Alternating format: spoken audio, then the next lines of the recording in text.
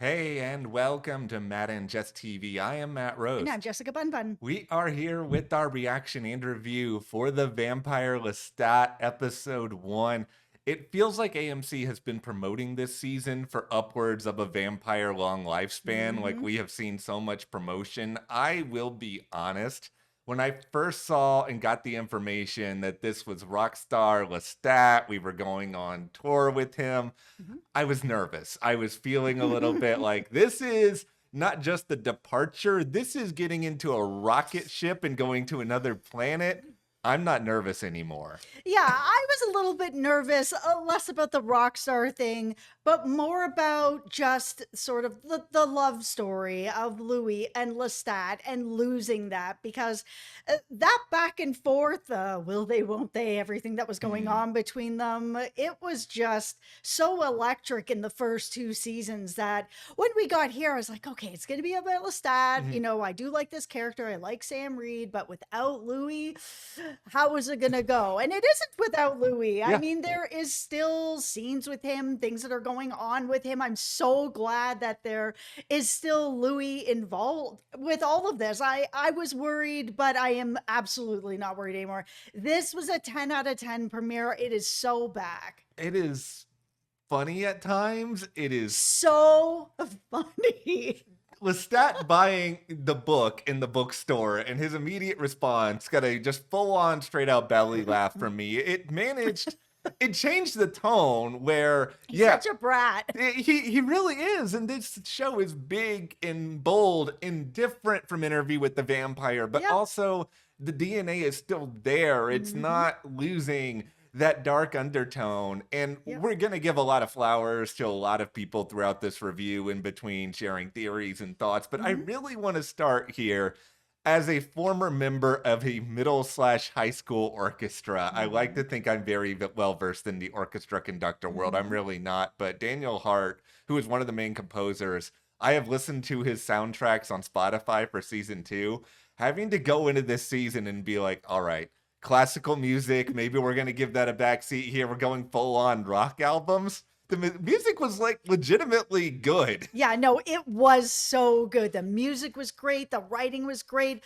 I was even a fan of the narration. And normally, once I hear narrations going on in a show, I'm pulling the chute. I'm not into it anymore, but it made so much sense here. Yeah, And it was just, yeah, like you said, funny at yeah. times, heartbreaking at other times. It's just, I'm so happy that this show is as good as the first two seasons. I think there just are these very conventional rules of television that we're all very afraid when they end up being broken, like the you don't want to use too much narration, Right. or you want to be careful with the nonlinear storytelling, or you really Hmm. want to be careful with musical numbers because in just musicals, there are a lot of people who are immediately turned off Yep. by them. But they brought us a lot of these different elements. They also brought us some really big questions about Lestat's psyche. Yeah. Where is he in that big auction at the start of this episode? Yeah, and who bought Lestat's music box? We saw Armand there, we saw Louis there. There's all kinds of people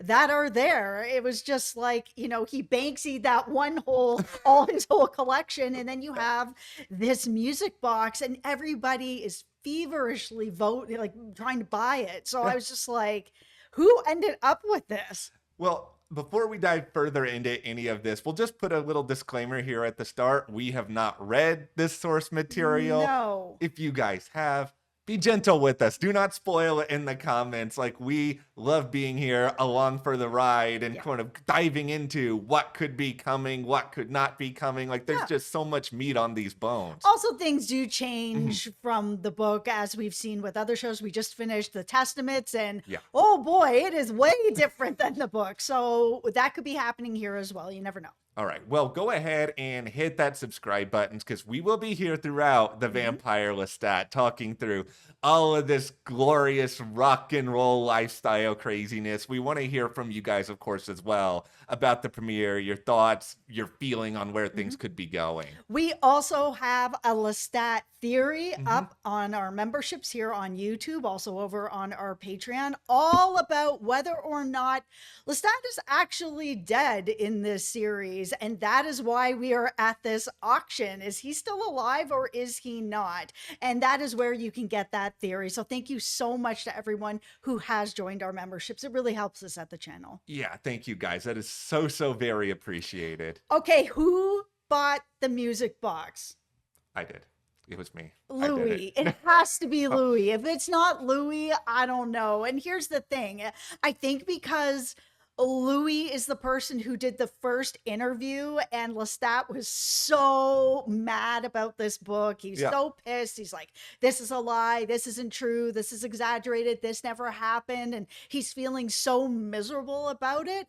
I feel like at this point, Louis is like, I need to know what he's saying, because if I've said things that he feels aren't true or he's upset about, he's probably said some things that I'm not going to feel too great about. Yeah, I honestly thought it was going to be Louis as well, just because I hope it is. it makes the most sense. We're the most emotionally connected to Louis. I mean, Jess and I are two of the biggest Jacob Anderson fans on the planet. Oh, so he's like, so incredible. yeah, he really, really is. And I still quote his monologue at the end of the season 2 finale, like over and over again. It just feels like the emotional undercurrent is there. And beyond all of that, it's got to be one of the people we saw, obviously, in that opening scene. It doesn't feel anywhere near as satisfying if it is Armand. And as much as I want to have respect for Armand as somebody else who only has one functioning good eye, like, I really just feel like it's got to be Louis, because then if it's not Louis, it's not Armand. Like, are we going into just full on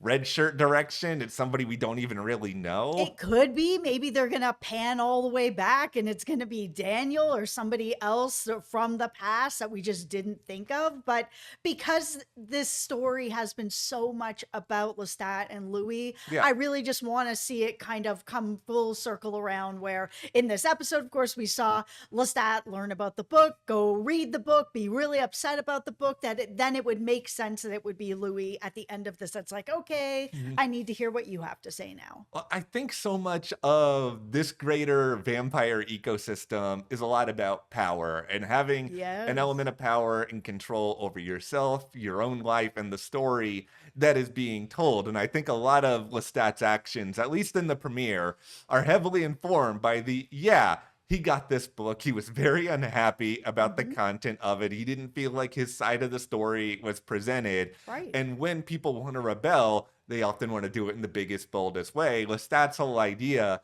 of getting this power back at first is becoming a rock star, but then that's not enough. Then we get into the documentary, then we get into all these other things, because he's trying to shape his own story, and he wants Louis in particular to know this is what's real, because they have this like power push and pull going on between each other. And also with Daniel, I think that it's very interesting that Lestat has decided that it has to be Daniel that is there, that is part of this, because he wants the person who published the book and spread all these lies about him to be the person that's going to have to walk it all back by now publishing his side of the story. And that is sort of the comedy. Delicious. It is really delicious, and it's comical. Like, that's the whole thing. As dark as a lot of this is, Lestat's ego is so out of control that he is just so desperate to prove people wrong that he has to have Daniel Malloy in his orbit, that he has to constantly find different ways to fly in front of him. And the fact that Daniel is now a vampire, I think, only adds further to the deliciousness of all this, because he knows Daniel's not going away anytime soon. So now this means a potential eternity for him to try to force his own thinking onto Daniel and his own side of the story. And like, that part of this, I think, is going to be really, really fun. And we're kind of only scratching the surface of it right now. Yeah, I think it makes the most sense for Lestat that the only way he can't erase this book. This book is out there. People are already, we saw him at the bookstore, and people are like already making comments about Lestat and who he is and who they think he is. And he sees himself differently. We all see ourselves differently than other people see us from the outside. And he doesn't like the way that people are seeing him. But since Daniel is the person that wrote this book, it is only Daniel that's going to be the person that has to walk some of that back by telling Lestat's side of the story. And if he tells it honestly, then yeah, it's going to contradict with his book, Yeah. which then might be able to kind of settle this book down a little bit. Yeah, and I think that's one of Lestat's goals is he wants to settle this book down and then push up his own way of thinking and his own mindset. And just, I am so impressed, by the way, of how much content they packed into a single episode here, Yes. because even they explained what could have been very, very complicated.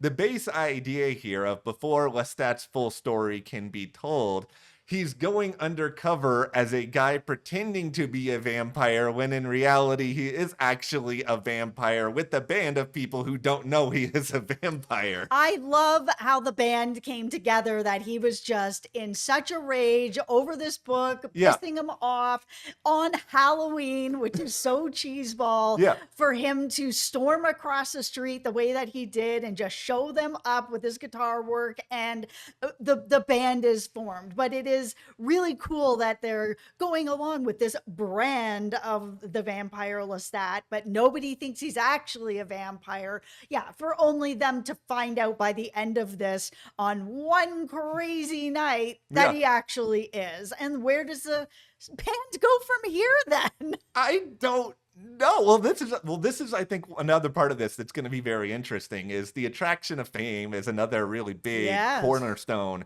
to this season right now, to the point where yeah, this band goes along with a lot of these shenanigans because Lestat's a very, very good musician, and I Yep. think they sit back and think, oh, this is going to be a way that we can stop being a garage band and start coming out here and playing shows, even if they're 800 seat venues and not full Mhm. on arenas. And it's another bit of like wonderful irony because I think one of the things we commonly think about with vampires is, oh, they can persuade people, they can glamour them, they Mhm. can get them to do whatever they want. Well, that doesn't need to do that because this band, they want something they don't have, and he is suddenly this key to the kingdom who just oozes charisma and can sing and can rock. And okay, yeah, sure, they all know he is a vampire now. Like, I don't think they doubt that now, but I think this is one of those situations where it would have taken the most extreme acts imaginable, and granted we did get that in the closing minutes, for them to actually really entertain this, because I think they're so lost in the sauce of fame that they probably would not have paid much attention to other things otherwise. Like, he could have been showing them evidence and they would have just been like,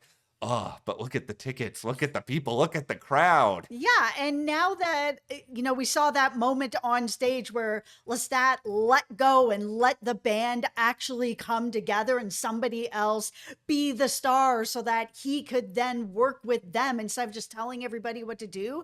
This is going to be the thing that rockets them to the next stage, and they all felt it. So yeah, even though they know that he's a vampire now, Yeah. I feel like they're just not going to care. They're going to be like, you know what?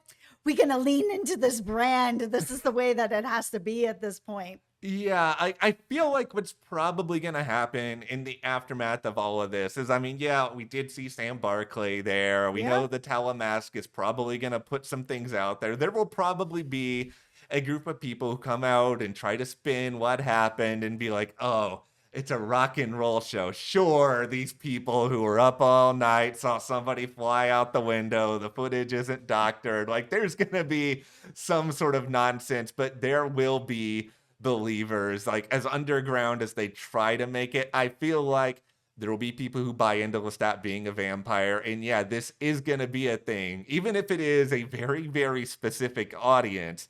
Those audience members will eat this up, and yeah, they're going to get bigger Yes. venues because of it. Yeah, like I said, I think they're just going to use this vampire thing as a hook for the brand, that people will want to come and see the actual vampire and watch him, bleed people out on stage, whatever it is. It's all part of like the big gimmick of the show. Like if you're Yeah. going to a Kiss concert. I really think now that this gimmick is both a blessing and a curse, because moving forward, he will have more success, but there's going to be Mhm. more and more danger kind of circulating around him, because, yeah, you have the Talamasca now. You Yep. have these other people who are probably going to try to suppress everything that's happening. And then you have, as wonderfully brought on in this episode, the local vampire Mhm. chapters. And like the one here was very entertaining, but do you think that whoever else is a part of that is going to be happy that like Lestat and Daniel and company ended up causing such a mess, or then other people, other vampires who are going to feel like, man, Lestat, you are making our lives so much harder. We're trying to Mhm. be low key. If everybody's talking about vampires all the time, they're going to be more aware of what we're doing, man. Yeah, there's absolutely going to be more people that are going to be after them. We saw that at the end of last season as well, where the book came out and Louis could hear all these different vampires talking about what's going on and who's going to be coming after him and trying to quiet this in some sort of a way, because that is one of the rules of being a vampire.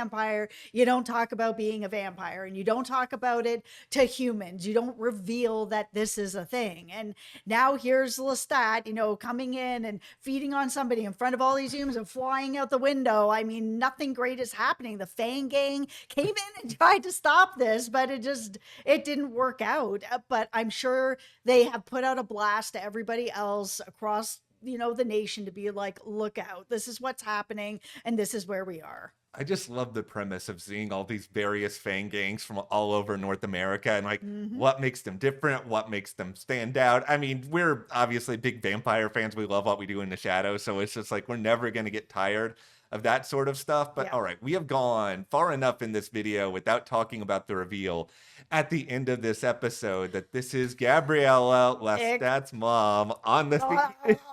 Yeah. so ick. Okay, well, let's just Ooh. pose this to everybody out there, especially those who don't know the source material. Like, how surprised were you guys by the reveal at the end of this? Me 1,000%. I had no idea. I don't know the source material. So when I was watching the moi and toi Yeah. back and forth, I was like, could it be Louis? Could it be somebody else? Like, I don't know what is going on here. And then having it show up, I was like, oh, it's his mom.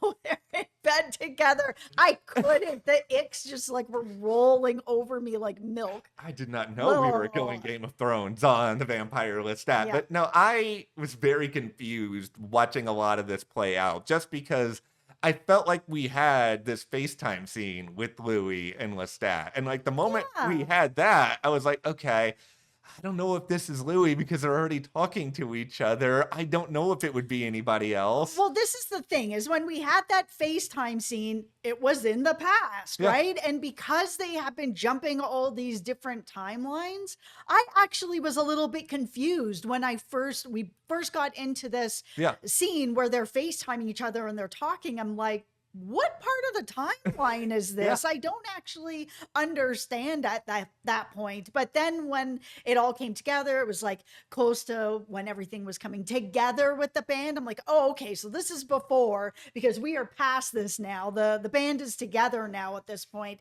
that he is running into his mom, so he may not be talking to Louis anymore.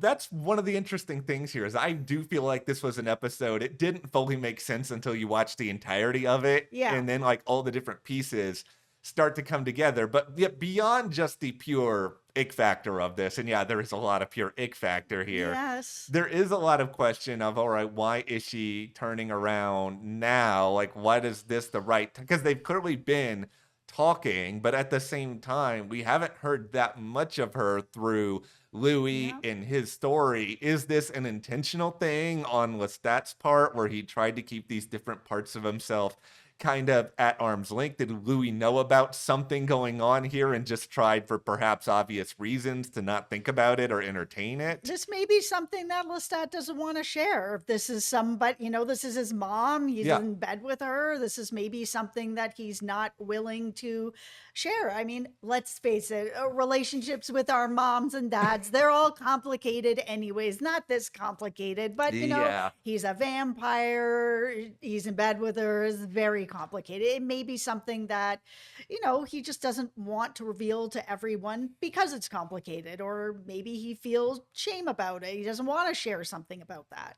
I do feel if there's somebody who's going to try to rein in some of his antics, it would make sense that it would be a mother or a mother figure who might come in here and be like, Lestat, I understand. You may be centuries old, but you're acting like a teenager going through your I need to break things to prove a point era here. Yeah. you're having your fun. It has to suck to constantly keep your truth about yourself quiet. But see what sort of mess you've made? Do you really think Lestat's going to be able to keep any of this from her? Listen, I totally understand where Lestat is coming from. If there was a book that somebody else put out and they're talking about me and nobody like came and got my side of Yeah. anything, I would be pissed. I would be throwing the same fit that Yeah. Lestat was throwing in that bookstore and at home and being like, this isn't true. This isn't Yeah. true. Why didn't anybody ring me up and be like, hey, what's your side of the story? Well, he is somehow still a relatable character, and Yes, that's he is. it's really weird to say given the things that he did in this Yes. episode, but like he is someone who is frustrated, who is heartbroken, who feels like he has lost so much stuff consistently. Seeing those text messages before I knew that that was his mom, where like that whole last bit where he was just like, help, I need you, I love you, forget it, I Yeah. don't need you, I'm fine. I was like, oh man, I think everybody out there has sent those types of text messages. He is so relatable, which is so weird. He is a centuries old vampire brat.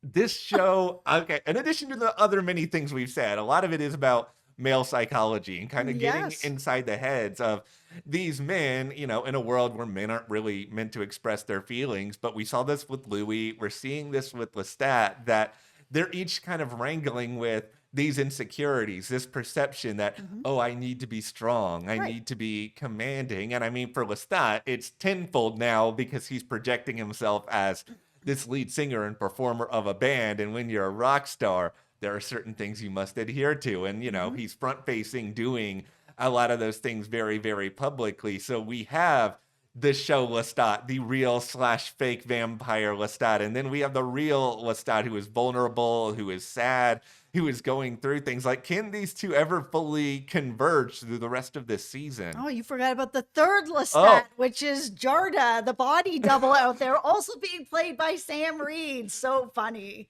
So good. So smart, too. It's like, oh, we have this manager. We got to make sure that people think that he's not an actual vampire because of Daniel's book. We got to make sure that we find this guy who mostly looks like him and send him out to be like, hey, tonight you're going to this steakhouse and you're going to have this. Tomorrow you're going to be out at this burger joint and you're going to be having some fries and we're going to make sure that people are there taking pictures of you. I was like, it's just so smart. All right, we're where we are in this video. We're just going to gush about Sam Reed for a few minutes. Okay, it's number one, the ability to play multiple characters and then multiple versions of this character over the course of this episode. But then the commitment, not just the physicality, but I've seen him talk about this multiple times, that he does sing live in a number of the scenes. And obviously, when you're doing a show like this, you're going to have to do some stuff in the recording studio. Like, you can't do but there was a real commitment that if you are doing rock, and we don't just know this because of, I'm ashamed to admit to say this, Jack Black from the School of Rock, that, rock and roll. Not seen this. you want it to be raw, you want it to be real, like you really want to convey emotion. Rock isn't supposed to be perfect, and he understood that assignment. Like, this is just such a bold, audacious, I'm gonna go for this performance, and that takes like so much courage, even if you're an actor and you're told you have to be somebody else. He really went for it, and not just for the performance on stage, but everything that happened after when he met up with this groupie. Like, scenes like this where it's like, oh, I'm taking whatever and now all these things are happening, they can end up being really cheeseball. We've seen it so many times on shows and movies where you're just like, oh, here we go, we all on a trip together. But this was done so well, where it was kind of freaky and scary at some times, but it was also very funny at other times. It was times where he felt very confused himself of like, what is real, what is not, what am I actually seeing, what am I not seeing, which is what I think us as the audience needed to see and needed to feel. And it did not feel cheeseball at all. No, I cannot say enough good things about everybody involved in this episode, whether it is the cast, the producers, the writing, for having that level of confidence that they could really do that juggling act of all of these different tones and actually nail it. So we're very excited about what's coming up, Vampire Lestat. You have already proven yourself to be exceptional. Keep the bar high. Please. All right. Well, thank you guys so much for watching with us. Let us know what you think about this premiere in the comments. And as Jess said, We have a theory all about whether or not Lestat is still alive on our membership. Yep. So thank you so much to everyone supporting us there, and we will see you here next time.